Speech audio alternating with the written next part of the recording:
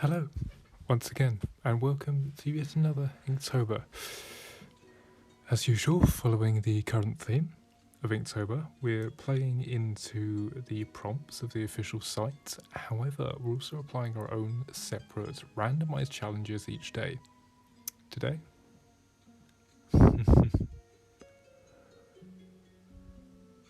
yeah, the pun master is back. Um, like previous days, we got random challenge, and much like the one we did, I think it was yesterday, it's a singular body part. We're going to be drawing only using teeth and mouths and basically jaws. Doesn't have to be human teeth, could be a mix of multiple jaw lines. I'm going to include gums and the sort of ready flesh bits that go around it, just so we can actually get some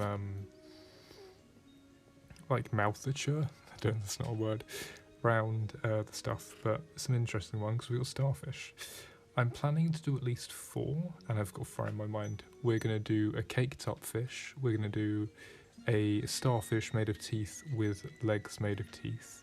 We're going to do a starfish standing up a bit like Starro does, but made of teeth. And on top of that, we're also going to do a...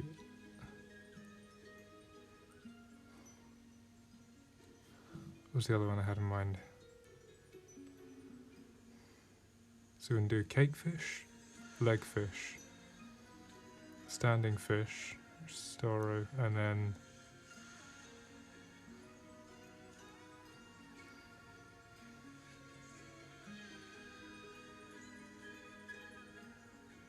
Oh yes, we were going to do eye fish as well, which is not a technological one, no. Little pun there. Basically, a starfish with a bunch of eyes all over it, but everything's made of teeth. And the eyes, I guess, would technically be like little holes with white glistening teeth inside them that give the illusion of looking like eyes, but they're still basically just mini mouths. So Sean Bratton. God damn you, Spotify.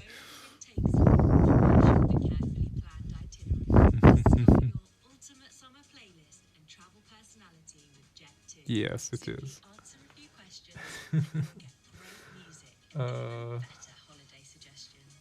So what do I start with? Do I start with Kate's Upfish or...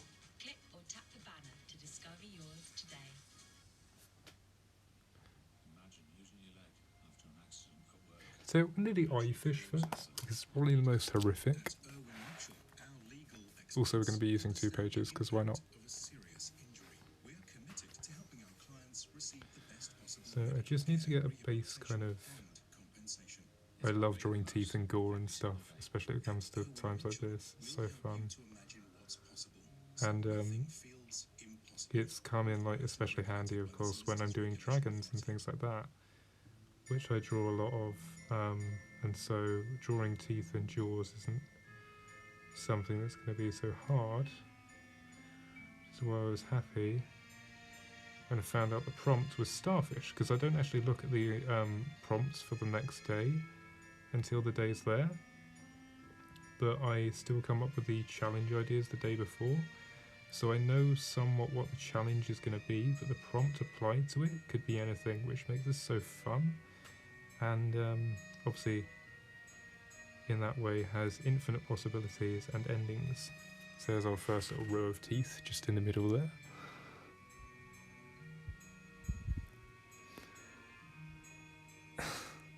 I do actually have one which is specifically, I think, just made like knees and bone, like knees and elbows. I really want to explore the creep factor of like too much of one thing can be, but I did hands yesterday. I could do feet. I think I've got like just eyes because I want to do like a biblically accurate angel, but applied to one of the prompts as well. I thought it'd be sick.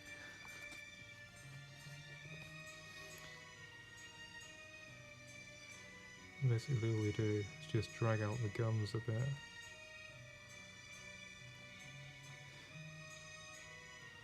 For anyone who is a bit squeamish, I would maybe avert your eyes. It's gonna get a bit disgusting. But for those of you who love horror stuff, well, stick around.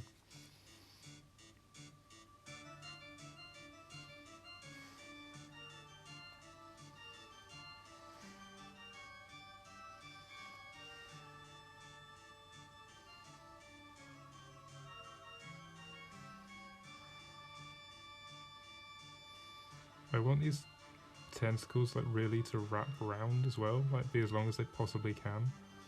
So we'll make like a tip there, and then we'll sort of start just expanding out these ways as well. I want to kind of play around perspective, like it's reaching out to you, like gripping. So I think the law behind these ones is maybe they're not ocean creatures, they might be starfish, but maybe they're massive, maybe they're planet eaters. That's why they're called starfish, because they're actually celestial bodies, not the common sea creatures that we know as.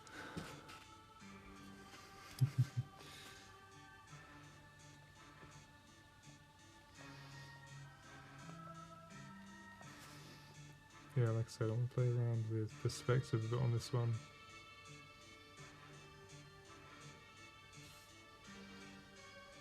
We could do rows of teeth within rows of teeth as well, like hide some under here too.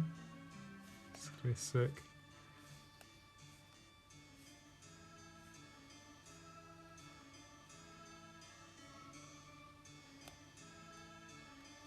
And I'm kind of just randomizing the space between these all too.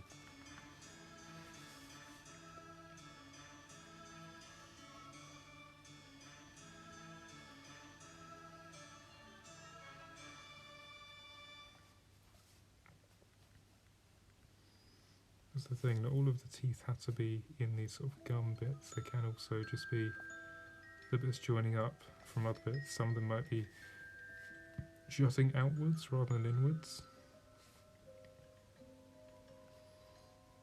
Yeah, I love doing stuff like this, it's so fun. I actually designed the fantasy hammer we're doing in uni right now that we're going to be modelling in a couple of days. I basically did this sort of theme for it, but applied the hands thing to it, because it's sort of like a vampiric hammer that has like a dead consciousness. It stills the hand of the previous user to become part of its hilt, but the main blade is basically like a normal hammerhead, but in the mouth of a really grotesque creature. Kind of cool. Yeah, you can kind of see where we're going with this. Because then that basically just goes around there like that. And this all kind of just links up.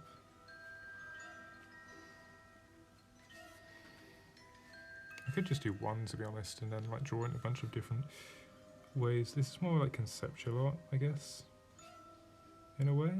But yeah, I'm enjoying the heck out of it.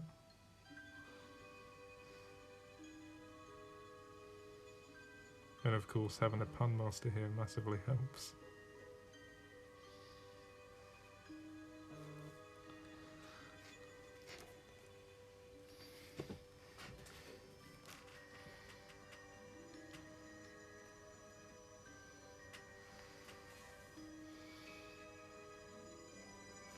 I think for some of the other ones as well, I want to do that, like, if you do teeth like really thin and long, it makes such like an eerie effect.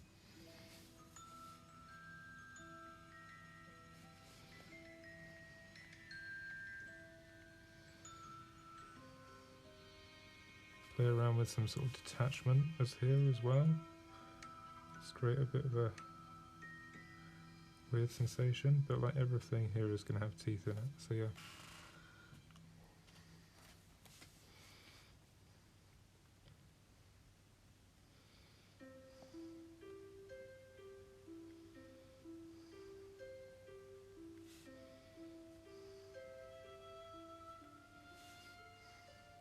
And then we'll come to shading in a minute, because it's literally just going to be every single tooth is going to have shading on it.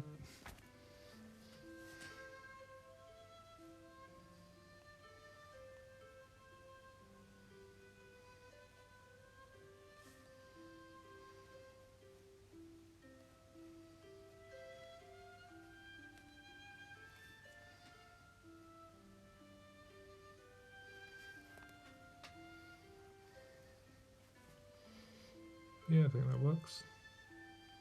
What we might even do is just add some kind of, like it's an open jaw, we'll add some like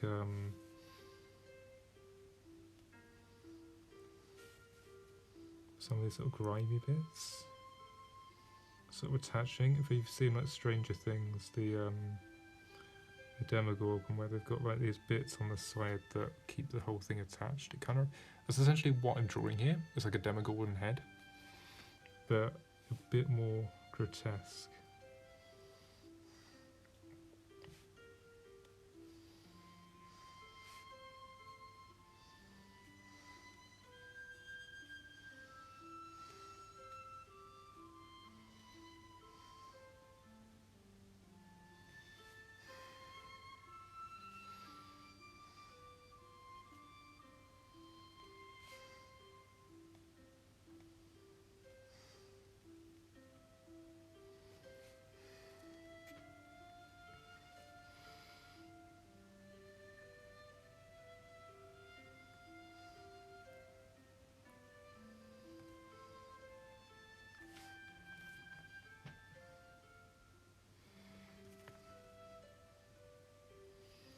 Obviously, perspective comes a lot more into play when we've got the shading in as well. So it does just look like a really like oddly shaped tentacle right now.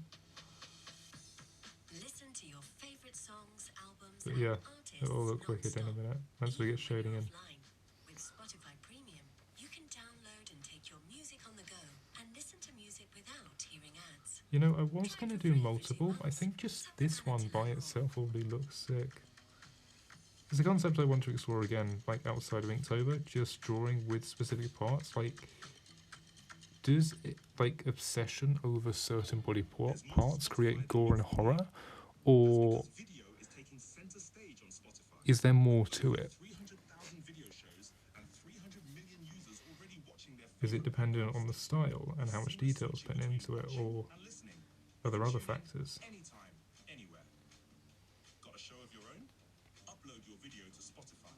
Turn views into fans and monetize your passion.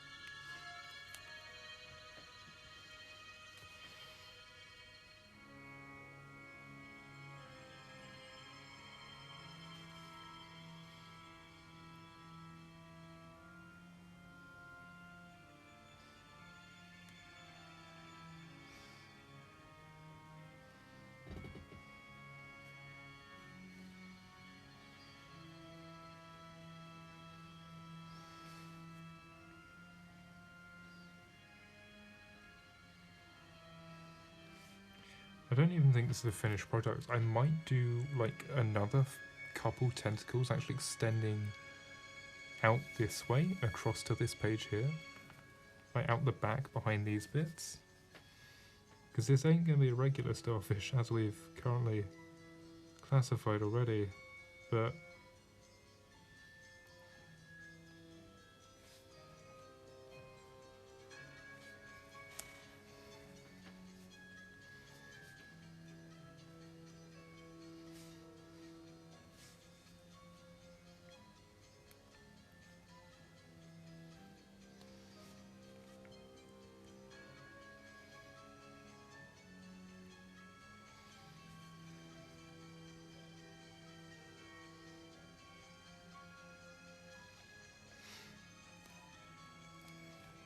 yeah, I think that really looks sick.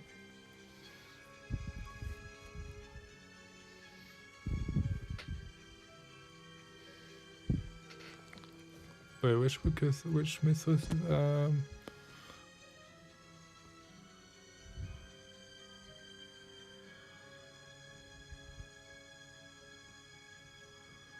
I think this is the thing in Guillermo del Toro's Cabinet of Curiosities. I'll tell you what, I'm going to give it a quick image search, but I think I know what you're talking. There's a thing in Guillermo del Toro's Cabinet of Curiosities, and it's basically just a leg with tentacles that kind of split into a mouth. I don't know if it's what you're talking about, but I know the I don't know how to pronounce it. But I know the thing you're talking about, yeah. Got Pinterest open here, just some brainstorming.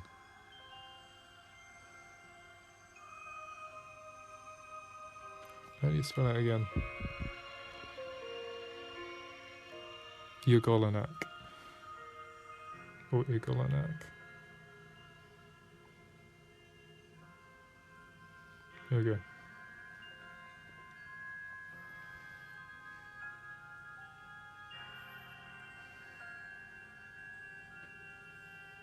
Yeah, same here.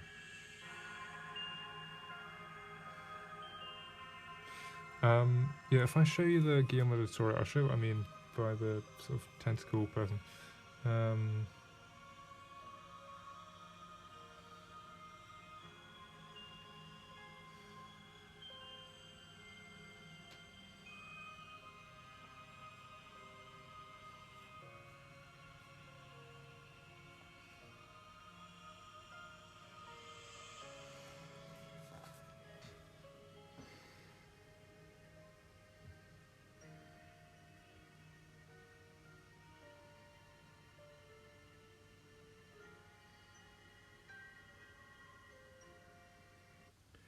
Guillermo del Toro's Cabinet of Curiosities. Tentacle monster.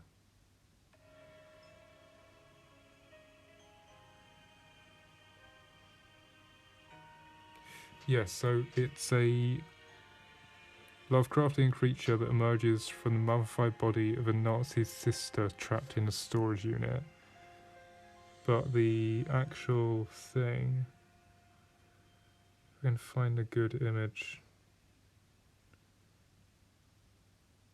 Basically, it's quite hard to see here, but it's a thumbnail basically, but it's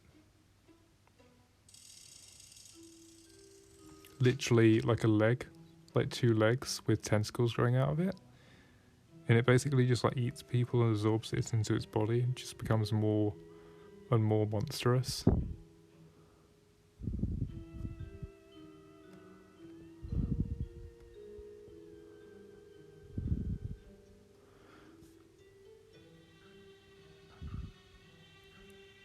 Yeah. Pretty cool. The Gatanothua.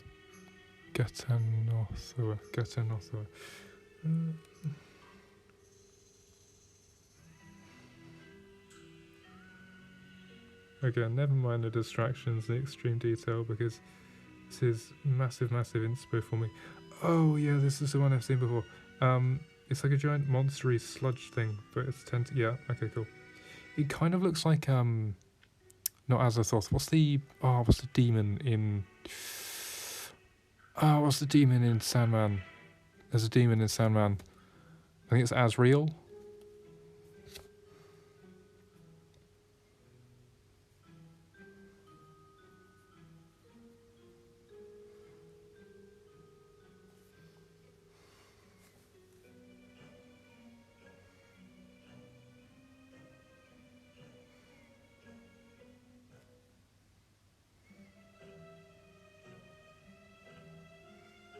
Oh, no, Lord Azazel. That's what I mean.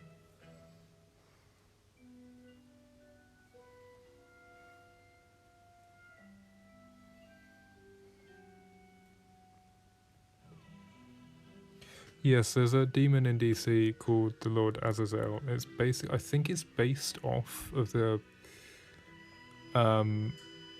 Gatanothoa.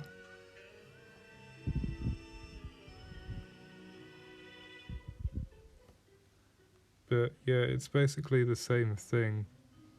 Just like black goo made of mouths and stuff and eyes and things like that in its true form. I can find the actual.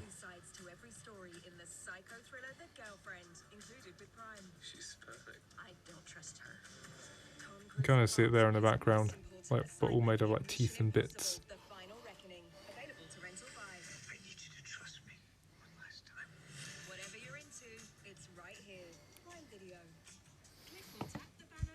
Want a creature made of tubes and such in Cthulhu Myth is called Star Vampire. I haven't heard of that one before. Big deals on electronics, home, kitchen, and more that'll make you feel less like and more like. Oh, this is like a proper. Goddamn. Oh, this reminds me of thingy from Adventure Time. What's the? It's a celestial body, but it's a I think they're called Orgalorp. It's essentially this creature, but it's there's something. I think it's called Orgalorp, but it's essentially this creature, but in like bright yellow. It kind of looks like a banana. Bit like a banana peel. But yeah, that's wicked. I'll try and find it real quick. It's what the fuck? Orgalorp Adventure Time. Oh, Orgalog. There we go. They have like a spatial form.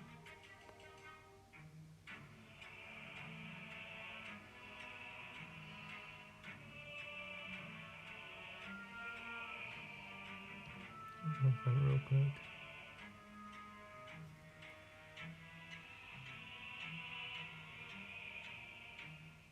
Oh, that's not what I meant to click on. Oh, we're going to ramp down here, aren't we? True form. There we go. Cool.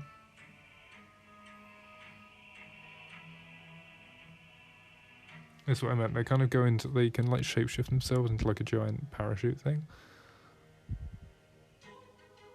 Oh no, I didn't. Oh, I won't. I don't think I did.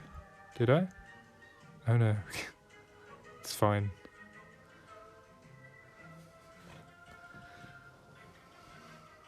I ended up typing it in a bunch of times wrong anyway. Yeah, it comes to me in mind. Oh, and I don't know if you've seen one of my favourite directors, mentioned on before, Jordan Peele. They do some amazing stuff in movies. They used to do Key and Peele's. I did. Okay. That's thank you, that's fine. I didn't notice that. There's also, so Jordan Peele, great director, done a bunch of movies. There's one called Nope, and it's essentially about this giant flying saucer, which is actually like a massive jellyfish, but it kind of looks like the Star Vampire in a way.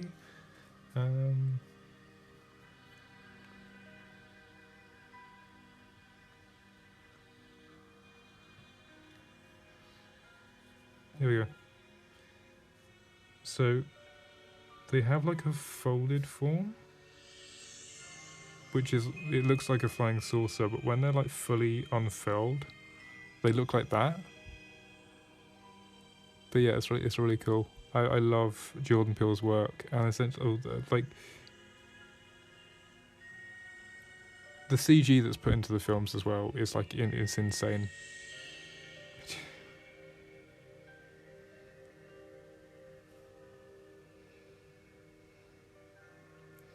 But yeah, it can like manipulate wind currents and essentially sucks up food, being people, crushes it, basically absorbing all the nutrients, and then just drops all the blood and everything else like anywhere it pleases. It's essentially what jellyfish do in the ocean. Because they don't have teeth, what they basically do is essentially barb stuff with their tentacles, not really electrifying it but paralyzing it. They suck stuff into their sort of headpiece, and they essentially crush it, absorb all the nutrients they need, and then just let all the blood sort of flow out. Yeah. It's kind of disgusting, but yeah, it's a pretty wicked movie. I think he's doing a new one as well called Him. It's like a really psychotic tale, I think, about American football, but in like a really midsummery dream type thing. Speaking of which, I did watch that movie, Midsummer's Dream. It's a Shakespearean play, but they made a movie of it. It's like a horror psychedelic torture thing. It's really good.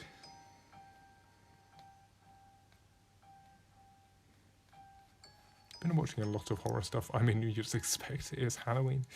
Yeah, it does suck a bit, but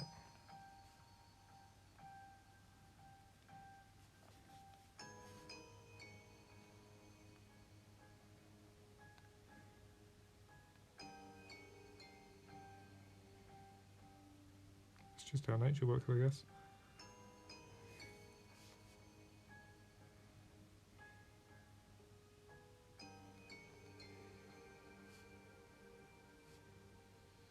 The sound design of the movie is like horrifying as well. It's done in such a peculiar way, and it just like messes with your head. Like, is it screams of pleasure or pain? There's one scene in particular which I genuinely couldn't get over for about a month. I was like having reoccurring nightmares about it, and it just like generally shook me in a way that in a phobia that I didn't know I had. I'm talking about Nope, by the way, not Midsummers. Yeah. Yes, there are some lighter versions about it. It is still a bit weird in nature, I must admit. But yeah, most of the films that have been made about it have been turned into horrors or kind of messing with your mind sort of stuff. But yeah, in fairness, again, the original play is quite strange in its own right.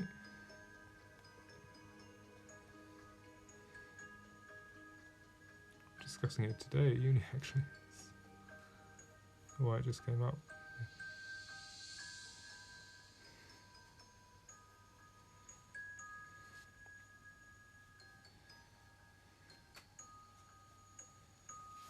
Considering maybe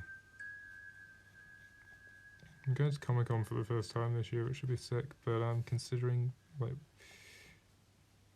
I don't know, should I make cosplay on stream? Problem is, I don't know if I have enough time with, like, Inktober and everything, but yeah. Yes, I did. I have seen the director of Hellraiser's done a couple other movies, which I've watched too. But yeah, you've got Pinhead and also the Cube. Yeah. I think there's been a lot of parodies of Hellraiser as well. Some ranging more of the comical stuff, some ranging even darker, but yeah.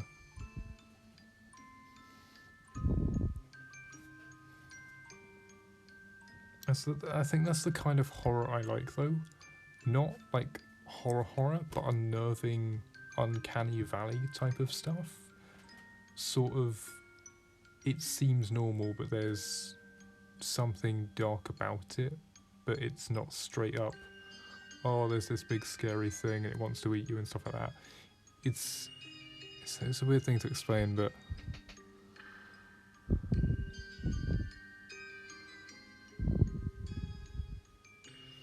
yeah.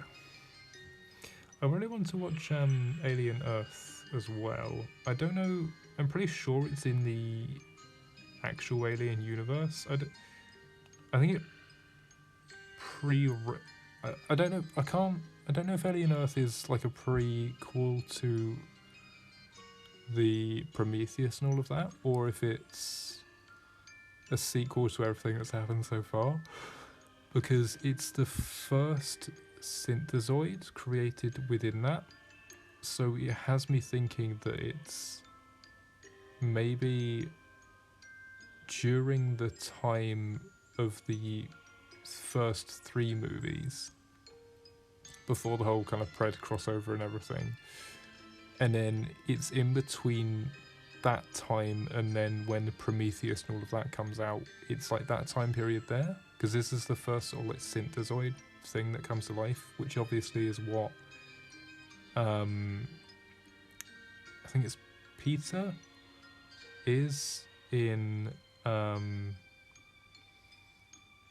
Alien Prometheus, and then the one after that I can't remember the name of, but he makes the Deacon after kind of experimenting on the people he revived with, because there's a lady who like gives birth to this egg and it's really disgusting, and yeah. And then there's the backburster in that, which is like a alien mutant.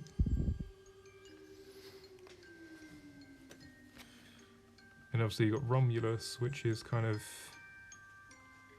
this whole thing about, I guess, different animals and things mixing with said alien eggs. There's more to Spotify than And meets the ear. yeah.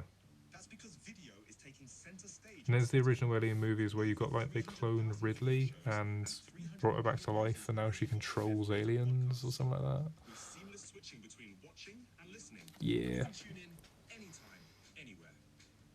Got a show of your I own? mean, it's still stuffishy stuff there. Turn views into fans. But I guess I want this to be, it is literally a starfish, so celestial body that sort of floats around, sort of like a Galactus thing, I guess, in a way, devouring planets. Enjoy your music fully when you play songs in any order. Download them offline. Maybe it uses the explosion, because there's no air resistance in space, so maybe the explosions of planets is what propels it, rather than it using its tentacles to propel itself, because that wouldn't make sense. To physically move in space, you either have to have some sort of propulsion or magic, or you have to have like used something else to like throw yourself away from. So I think a cool kind of lore concept for this is that they use the explosions of supernovas and planets and stuff to basically push themselves around, and that they're like sort of virtually explosive farts from the creatures. Well, I guess it would technically be a fart, because the planet would sort of be taken in through these bits into here, and then basically fart it out the other side, and it would like push them across the galaxy. Yeah, that's not a bad idea. I like that.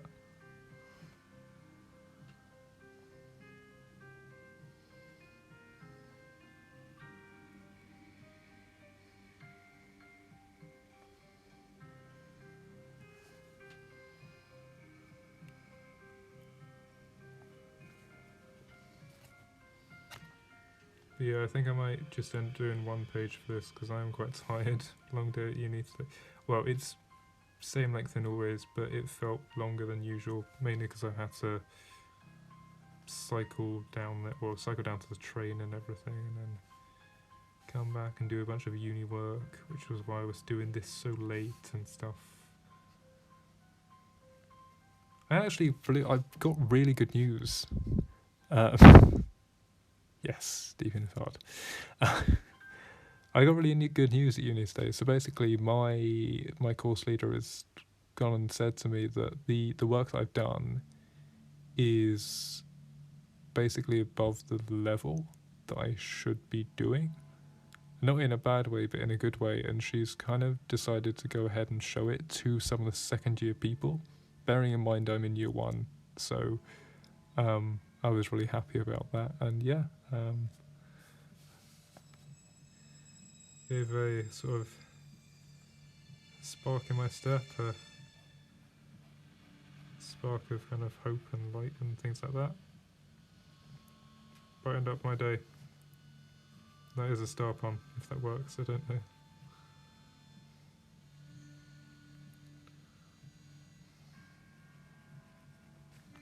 Since I might have time to show you, unless I pass out or fall asleep. I'll get my laptop in a minute. I can actually show you lot what I've been working on for uni. We just have to turn all lights off, that's it. And then yeah, I can show you guys what I've been working on for uni and stuff.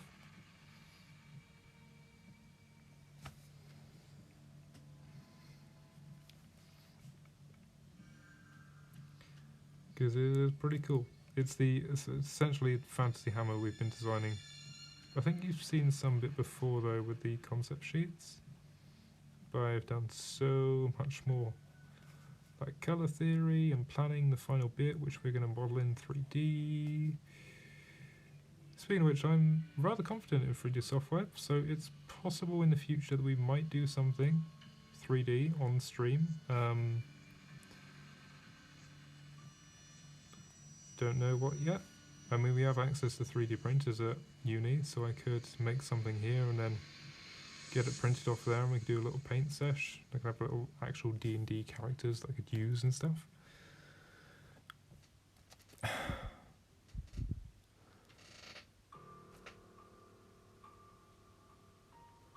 No, it's fine. Is that a pun? Gives like water and starfish.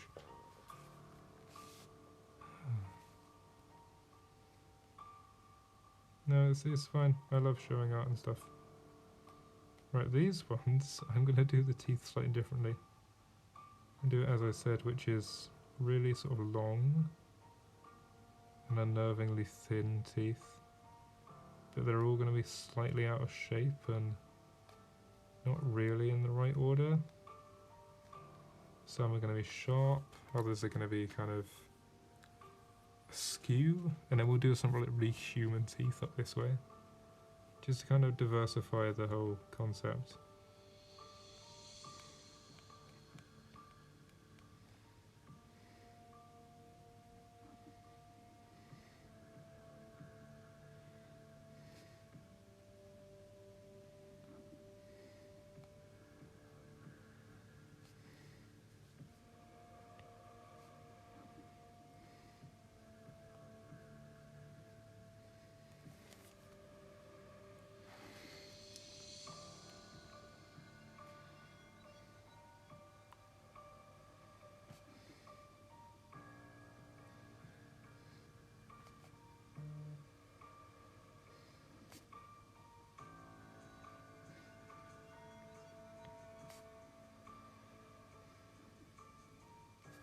And usually, depending on how you do the eyes with this sort of style of teeth, it's it can make some really creepy results. I did a drawing of Grimace, basically like this, and it one of the most horrific things I've ever drawn.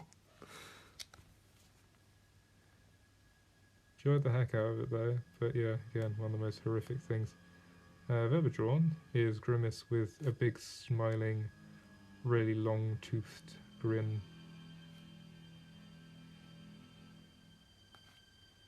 I'm going to continue the thinness all the way around here as well. Like, we're not going to differ too much.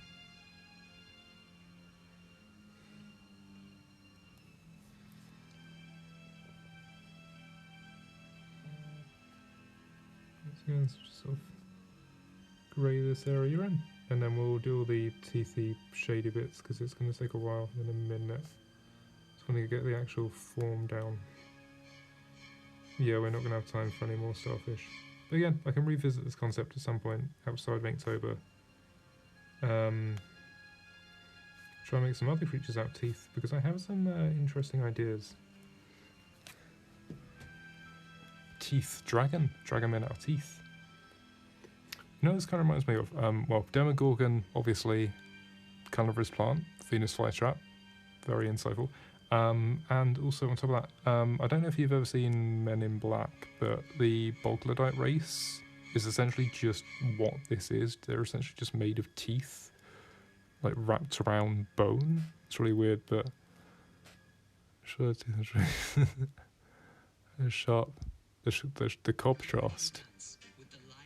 There's a pun in your spelling mistake there.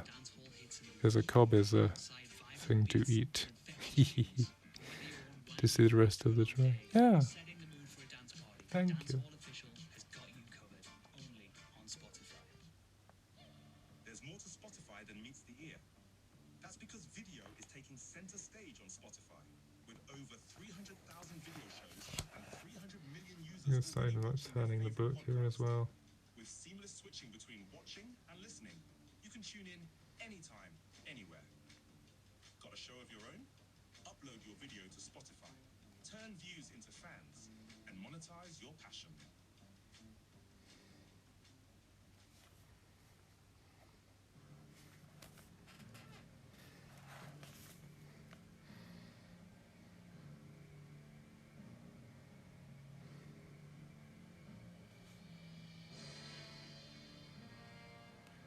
think that really, like, the different direction of these lines as well is going to play into it. Like, these are slightly angled compared to them, and it gives a sense that there is actually a bit of depth there.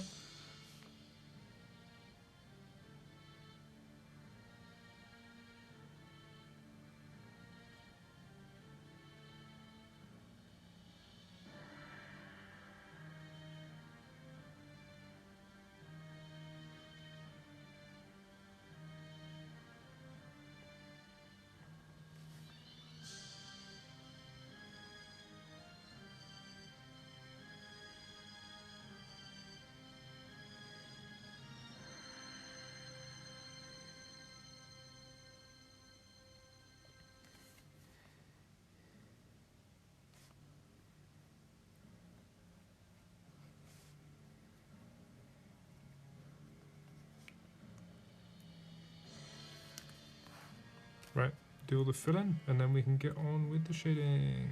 Yay! So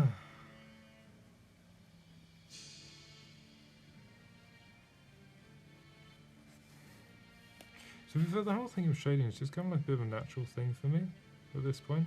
Like, I do it so much when it comes to the draconic drawings and stuff, so it's not really too much of a bother. I know it seems like a lot of tedious and minimal work, but it just tired of putting it together. And we're going to do it in a different colour. Oh, fuck off with your cheap views, stream boo. Don't care.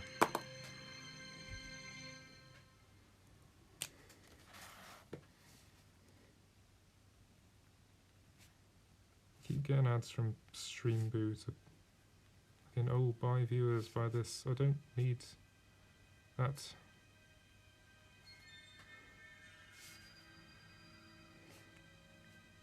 Because I have people like you and everyone else who's been so wonderful and supportive so far.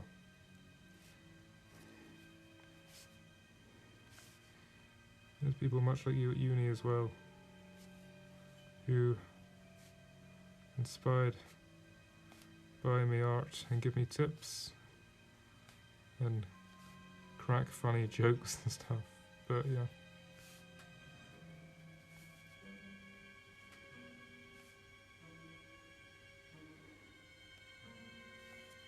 I think pink was a good choice for this too.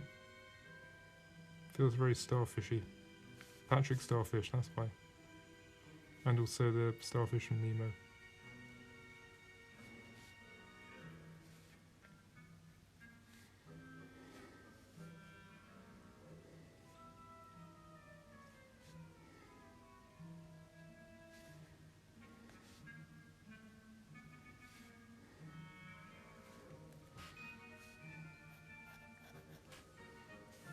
Oh, and of course, I can't forget,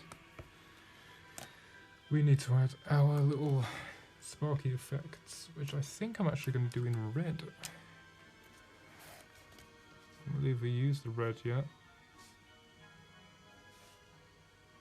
That's a sort of celestial power to it, I guess, in a way. I believe it has some little stars around this thing too.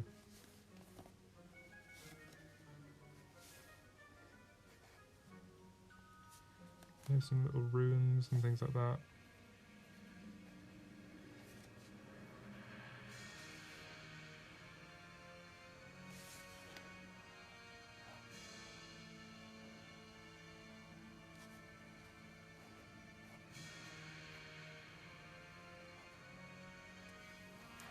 There we go, cool.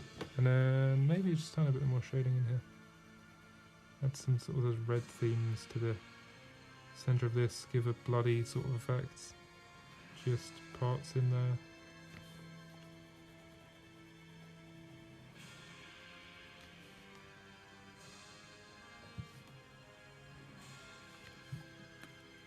Cool. It's definitely simpler than some of the other designs, but I think I like it quite a lot.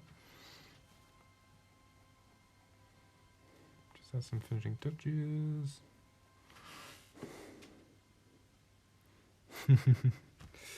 I don't know about that, but yeah, like I said, I guess the thing is, art is subjective. I mean, I still obviously look up to people, and there is some people at uni who think massively outclassed me, but they've turned around and said that this is really wicked as well.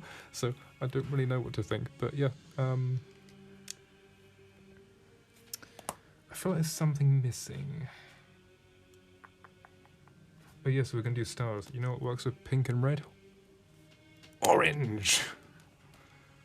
Do some stars real quick.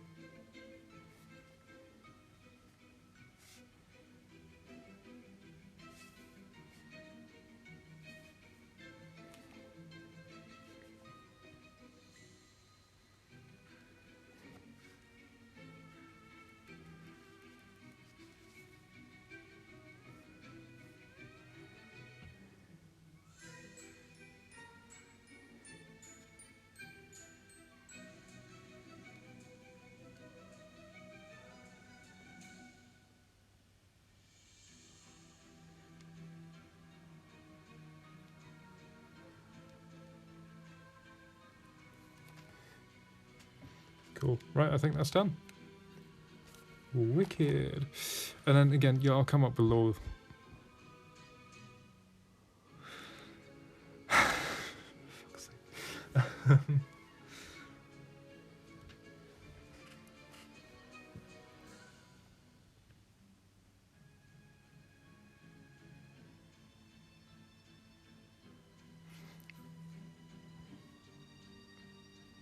I've already filled out the space on this page. It's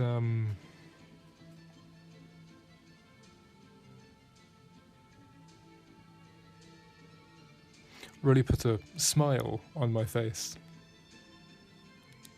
Cheeky little ones there. But yeah, I know that this is done, but I'm gonna, yeah, this is. We don't need to go any further with this. I think this is done. I think it's wicked. And again, I want to explore like how far you can go with just one specific body part in the future. And I'd like to come back to teeth and hands at some point, possibly even combining them. Some hands only made of teeth, teeth only made of hands could be so like, weird and disgusting. But for now, what we're going to do is go ahead and look at my laptop, because I want to show you guys some basically some of the stuff I've been doing at uni. I know it's not really in October, but again, I got really kind of happy about today and like what my course leader said. So yeah, just bear with me for a second.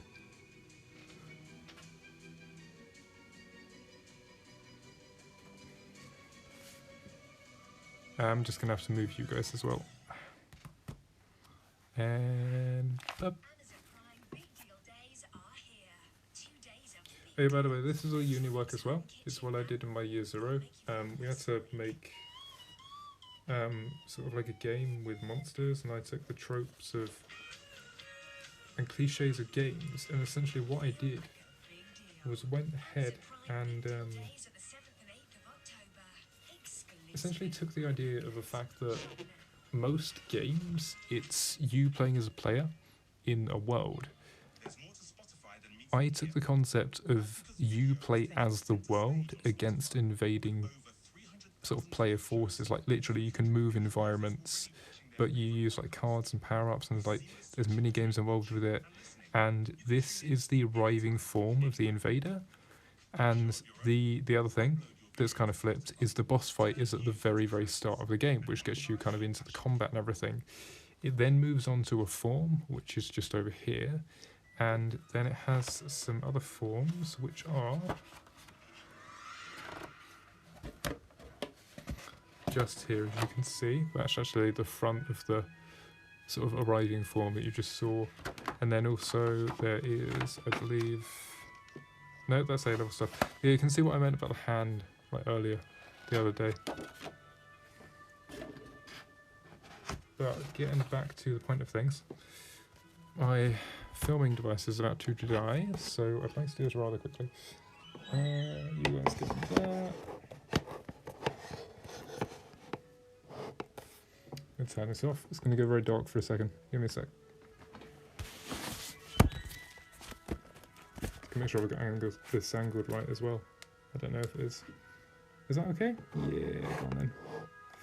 But yeah, basically, when you're doing 3D fundamentals and assets for games and things, you have to make something called a TDD, which is a technical design document, and essentially the process of how you made a certain asset. It's essentially the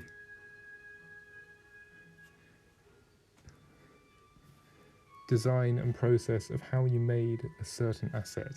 And pretty much this is a dragon I drawn. For fuck's sake, never mind. It doesn't matter. You know my name's Will. Doesn't matter, does it?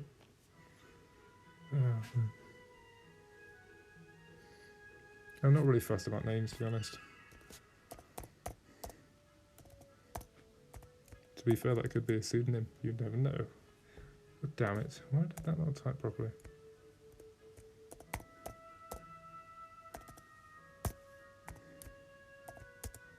Cool. Right. And then what I'm going to do is just go to my uni email. Here we go. So this is my little presentation on my fantasy hammer. It's called the Bane of Anorak. And I don't know how or why or like where it came across my head at some point. Came across my head. I don't know where it came through my mind. There is. I just need to stop saying came or come. I don't know where it crossed my mind, but I was just thinking of random sort of almost made up words, and I stuck with anorak. Turns out anorak in British slang, and I didn't know this at all before, but in British slang an anorak is someone who's obsessive over a certain object, which really kind of reinstates the sort of possessive nature of the hammer. But yeah, if we go into full stuff here, you can actually see the whole thing. So the Bane of Anorak, essentially a bit of contents page. This is essentially the TDD, the technical design document.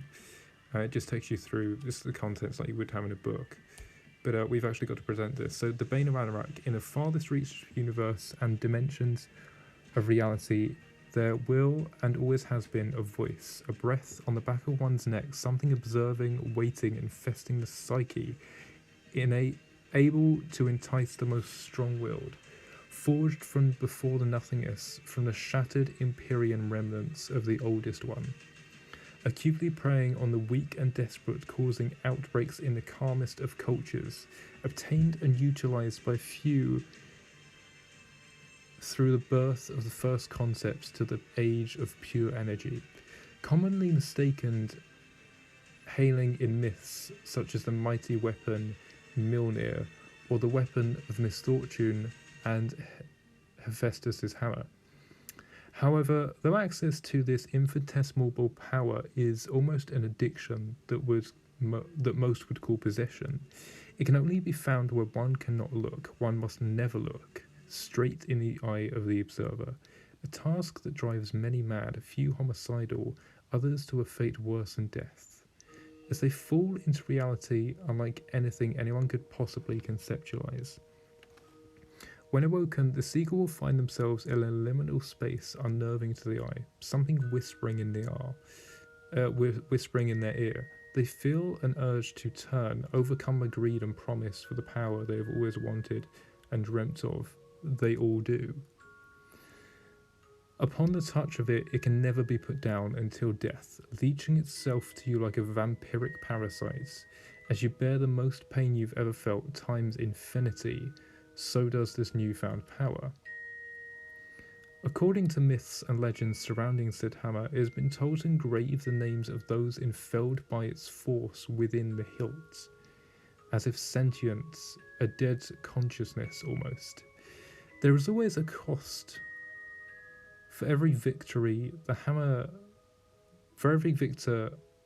Though, as always, there is a cost. For every victory with a hammer, the user feels the pain worsen, enduring the screams of the damned, wanting to end themselves, yet the hammer forces them to stay alive until it kills the user itself, upon which it sheds the current plane of reality down to almost nothing, once again waiting, cracked, cackling, calling, and whispering.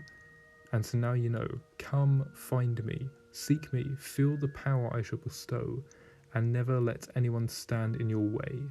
I am yours and you shall be mine. Essentially, it's the narrative in the background of Hammer, but it's the message that gets sent into people's mind that infests them. It's essentially the Hammer telling its own story while it's sort of meddles with your psyche. It's a sentient sort of dead force that they thought they could contain, but it couldn't be. This is all kind of my mood board and research and references and everything. So you've got like a bit of witchcrafty stuff here, some like runic things, a bit of techie bits, some more of like the gory stuff. This is one of the main images I used in reference for the starfish stuff we just did. And then some more like elemental, and then more like body horror stuff, and some really different sort of shaped hammers too as well. Like this one's got more like a ram. This one is basically just a stone held by some branches. That is actually a hammer, but it looks like an axe, obviously. This one is more of just like a circle with spikes on it. Still technically counts as a hammer. That is a hammer, but just as a block. Not all hammers have to look like this, and there is many different shapes you can go with. So next up is the world building environment. I've got this image again, and this is essentially kind of what the Observe would be. This is actually a album cover from the Cranberries, but this is the eye of the observer. Basically, the one place you can't ever look and must ever look and will never look is behind your own head. If you think about it, it's actually physically impossible. You can't ever see what's behind. You can feel behind it, but you can never look behind your own head. And it is kind of weird when you think about it. This is what I kind of imagine the hammer doing when it kills you itself, and then this is kind of like what it feels like to have the hammer sort of infesting your mind. This is sort of like the liminal plane of reality up here that I thought could like exist in. And then we get onto the actual hammer designs, and this is where the course leader thought I really did quite well. I basically just sat down and drew as many sort of different designs based off the reference images I could. Some using symmetry. This is the witchcraft page, and then basically just chose my favorite from each one. So the love, the screaming face. I took elements of that. Now this is grotesque, which is like the body horror, toothy stuff. And once again, use symmetry on some of them, as you can see. Again, I love the face on this one. This one felt a bit too cartoonish, and some of them were definitely like far too detailed. I really liked the dragon one, but I just felt the spikes on the handle would make it kind of impossible to hold. So I ended up choosing one where like a mouth is holding the hammer head in place. And then you've also got this one that's very, very toothy. It's like the handle is inside two skin patches. Then we've got the techno phase, or the techno-futurism, which again is basically all of these were just drawn with symmetry, except this one here. And I've done like a four-sided hammer. We've got a dual hammer, a bit like Darth Maul's lightsaber just here. Some very simple, one made of pure energy. One's basically two handles that you use it to like whack side to side. I really liked this design because I feel a lot of the others where I've put these sort of Tron lines or the white effects, it feels very complicated and out of place, but this one specifically felt very kind of eye-like and almost like it's staring at you. It feels very eccentric and not too overdone as well. So the penultimate concepts, these were two little things I just drew up from basically witchcraft, grotesque and tech all mixed together. This was way too complex, and this was kind of almost there but not quite. I liked the fact of having a face on one side, but it also defeated the purpose of having like the hammer in the mouth, which is where I went on and did this thing here. This is the final concept. And essentially, as you can see, the handle is made of literal hands. That's why it's called a handle. They literally get ripped off from the user once the hammer's done with them. You've got an eye up here showing sentience. You can actually see there's a mouth here holding the hammerhead in place. And the idea is this is a side view from over here. Essentially, the hammer has got a hole running all the way through it, and within the middle, there's going to be like a fractured crystal, which is part of the oldest creature's heart. You've got some orthographic view. So if you don't know what orthographic means, essentially it's the 360 version of an object, which allows you to create it in a 3D platform, because you can basically just paste these images around the certain view and then sculpt off of them, which is what we're going to be doing. This is a lot of work, to be fair, because it is quite detailed. I did actually have to rough around the edges and make these very sort of angular sort of things, but it should be fun. You can kind of see this, the top side, that's the bottom side, that's the side, and that's the front and back. It's actually symmetry and identical. Why is that not loading? God damn it. Why is... I literally did a whole colour thiorization slide. I don't know why that's not... I think I might just have to reload the page. Sorry about this. This is one of my favourite bits, because I think this is where it really also shone quite a bit. Another starfish pun there. Shone.